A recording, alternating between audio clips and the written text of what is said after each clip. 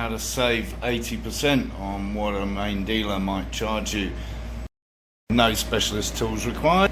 A flat blade screwdriver. This is where your flat blade comes in. It's a clip here, and one down the back here.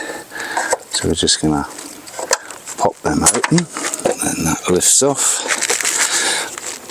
And then there's these clips here, which just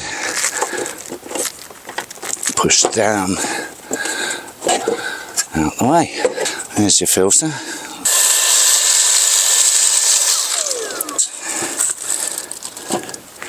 Drop that in there, clip that back on there, clip it back in here.